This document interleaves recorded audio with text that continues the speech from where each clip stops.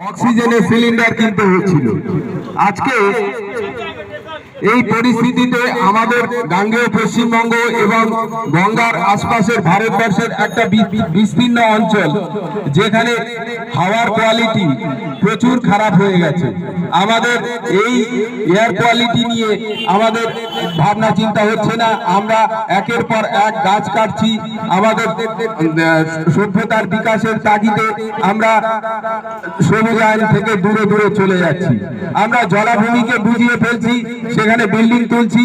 সরকারের রেস্ট্রিকশন থাকা সত্ত্বেও যে সমস্ত জলাভূমিগুলো রেস্ট্রিক্টেড এরিয়া, সেখানে আমরা যে কোনো ভাবে রাজনৈতিক সুযোগ সুবিধা নিয়ে সেইগুলোকে প্রমোটিং করছি এবং এর পিছনে একটা বিরাট হাজারো কোটি টাকার চক্র রয়েছে। আমরা বুঝতে পারছি না যে টাকা আজকে আমরা কামাচ্ছি, যে টাকা আমরা গাদা গাদা টাকার গদিতে শোয়ার স্বপ্ন দেখছি, আমরা আমাদের সাত পুরুষের সুখে থাকার জন্য টাকা কামিয়ে রাখছি, সেই টাকা নিয়ে কিছুই হবে না। কারণ আমাদের ভবিষ্যৎ যদি সুরক্ষিত না থাকে, আমাদের পরিবেশ প্রকৃতি যদি সুরক্ষিত না থাকে, আমরা যদি স্বাস্থ্যগতভাবে সুস্বাস্থ্যবান না হই, তাহলে সেই টাকা দিয়ে কিচ্ছু হবে না।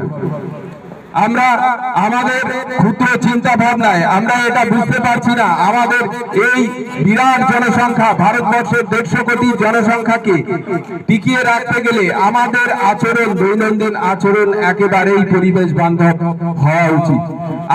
আমি প্রত্যেক দিন আশেপাশে দেখি, আশেপাশে প্রত্যেকটি বাড়িতে বা যেখানে সরকারি ভাবে ট্যাপ আছে, সেখানে কোনো না কোনো ভাবে জল বয়ে যাচ্ছে।